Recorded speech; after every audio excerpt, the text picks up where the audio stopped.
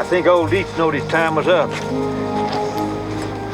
He just stood there and let that boy kill him. But Gus, why'd he have to die? I mean, he was just holding that little blind baby. Could have dropped the baby, but he didn't. He just stood there.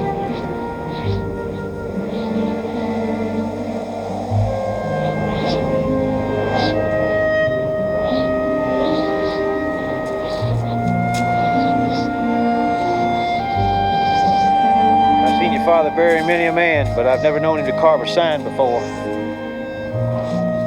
Let's go see what he wrote.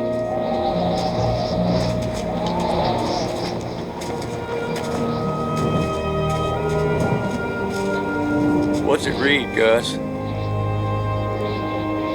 It says, Josh Deets served with me 30 years, fought 21 engagements with the Comanche and the Kiowa. Cheerful and all-weathered. Never shirked a task. Splendid behavior. That's what it says. My Lord. Old Deets is gone.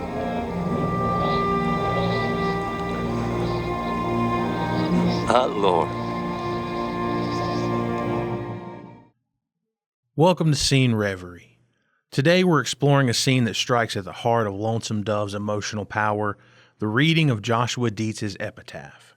In this moment from the 1989 miniseries, we see the bond, the loss, and the respect that runs deep between these characters. The scene unfolds with a melancholic tune that underscores the weight of what's happening. It's the perfect setup, setting the somber tone for a moment of reflection and farewell. Here we have Augustus McCrae, Gus, a weathered gunslinger who's long accepted death as a part of life, standing opposite young Newt, who fights against the idea of mortality, especially when it takes someone as cheerful as Deets. This juxtaposition highlights the difference between the seasoned Gus and the youthful Newt.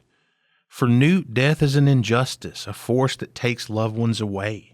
For Gus, death is a familiar guest, one he's learned to make peace with.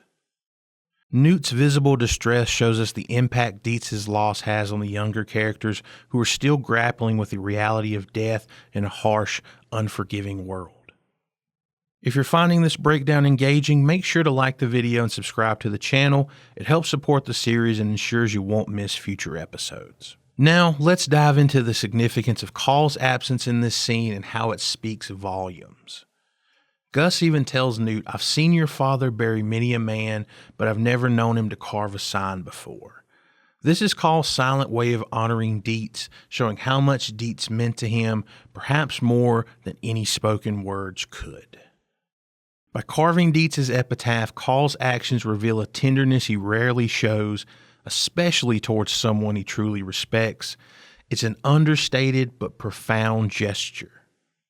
The most powerful moment, though, comes when Gus reads, "cheerful in all weathers." Gus pauses and reads that line to himself before he speaks it aloud. That brief, silent moment hits like a ton of bricks. We see how deeply it affects Gus, how he struggles to keep his composure. The subtle break in Gus's voice, the way he holds back his emotion, it's not just the line delivery that sells this, it's the internal moment Gus has before the words even come out. That vulnerability is what makes this scene unforgettable. The scene closes with P saying softly, "My Lord, old Deets is gone, my Lord." It's a moment of finality that captures the essence of loss, disbelief, and quiet resignation. Even the toughest among them can't deny the impact of Deets' death. Much of Lonesome Dove's power comes from its incredible cast. With Tommy Lee Jones and Robert Duvall leading the way, Duvall's Gus McCrae brings humor and humanity to every scene, while Jones's stoic Woodrow F embodies quiet strength and unspoken emotion. Together, their performances anchor the story with authenticity and depth.